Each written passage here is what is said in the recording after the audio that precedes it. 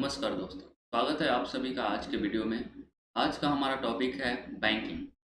Banking यानी कि दोस्तों यह एक ऐसा फाइनेंशियल इंस्टीट्यूशन होता है जो जिन लोगों के पास सरप्लस पैसा होता है उनसे डिपॉजिट को एक्सेप्ट करता है और जिन लोगों को पैसों की ज़रूरत होता है उन्हें यह पैसा लेंड करता है यानी कि लोन के तौर पे प्रोवाइड करता है।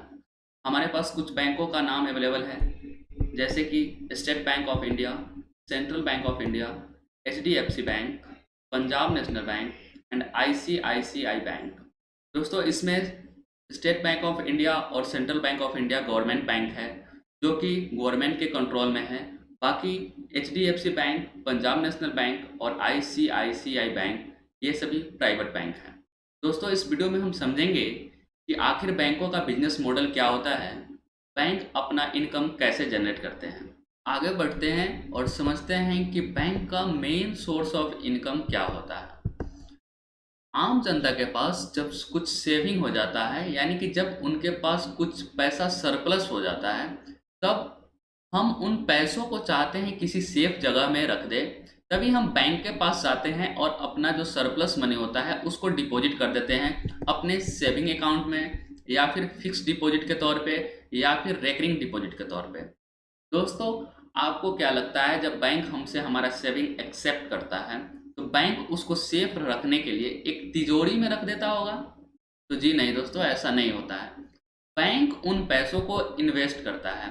बैंक उन पैसों को लोन के तौर पे उन लोगों को प्रोवाइड करता है जिन लोगों को पैसों की ज़रूरत होती है ताकि वह अपने बिजनेस को एक्सपेंड कर सके, नया घर खरीद सके, नए गाड़ी ले सके। दोस्तों बैंक का जो मेन इनकम होता है इन दोनों के बीच के इंटरेस्ट का डिफरेंस से होता है।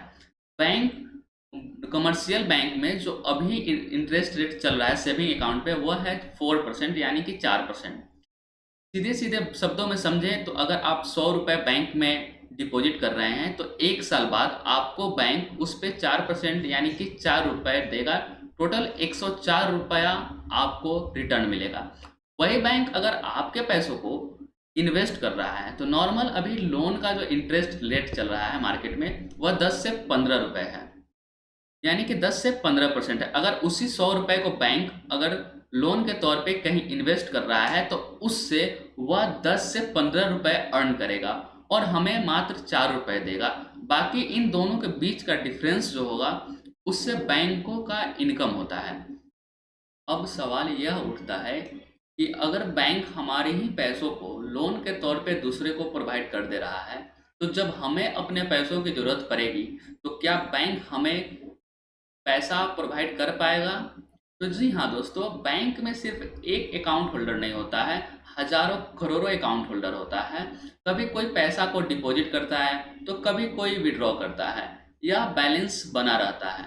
हालांकि कोई कंडीशन ना हो, कभी कभी मार्केट में अफवाह फैल जाता है तब अचानक से बैंकों को बहुत मुश्किल हो जाता है कि वह कैश को मेंटेन कर पाए। जैसे कि हाल में ही यस बैंक के साथ ऐसा हुआ था।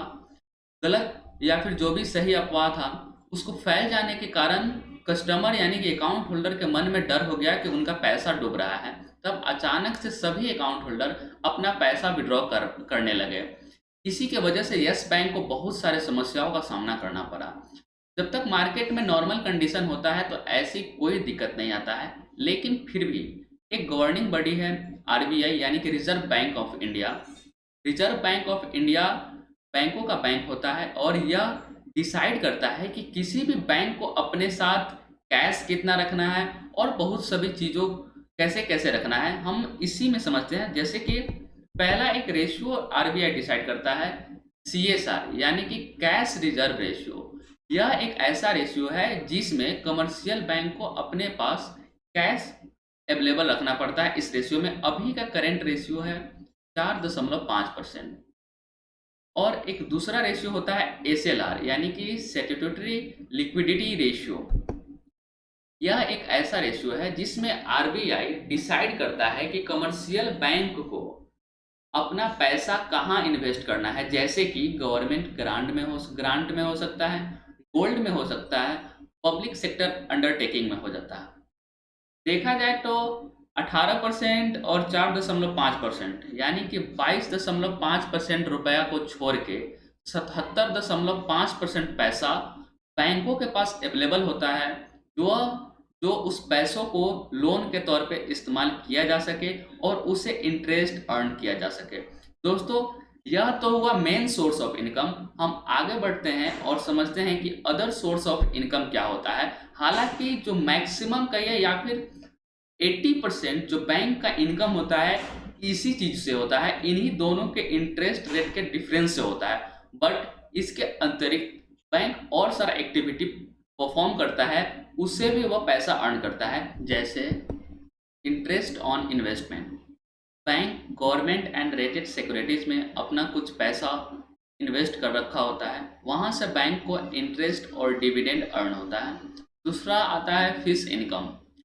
बैंक हमें लॉकर फैसिलिटी प्रोवाइड करता है, जिससे हम अपना लैंड पेपर या फिर कोई भी वैल्यूएबल चीज़ हम बैंक के पास सेफली डिपॉजिट कर देते हैं। फीस इनकम में एक और पार्ट आता है बिल्स ऑफ एक्सचेंज।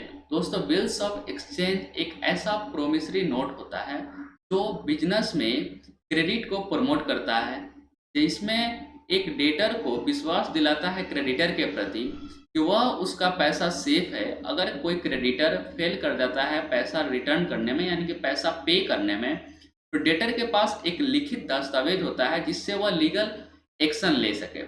बट इसका कुछ डेट होता है, स्पेसिफाइड डेट होता है। बट उससे पहले अगर हमें पैसों की ज़रूरत पड़ता है तो हम इसे बैंक से डिस्काउंट कराते हैं। तो बैंक कुछ इंटरेस्ट चार्ज करके कुछ पैसा इसमें से डिडक्ट करके हमें बिल्स ऑफ एक्सचेंज को डिस्काउंट कर देता है और हमें कैश प्रोवाइड कर देता है, जिससे हम अपना बिजनेस ऑपरेशन स्मूथली रन करते हैं। इसी डिस्काउंट से बैंक का भी इनकम होता है। तीसरा आता है फॉरेक्स ऑपरेशन। दोस्तों, बैंक जो होता है वो फॉरेन एक्सचेंज में भी डील करता है अपने एजेंट के बिहाफ में, वहाँ से यह ब्रोकरेज अर्न करता है। चौथा आता है कमीशन। दोस्तों, बैंक इंश्योरेंस प्रोवाइड करता है, म्यूचुअल फंड के थ्रू कमीशन अर्न करता है।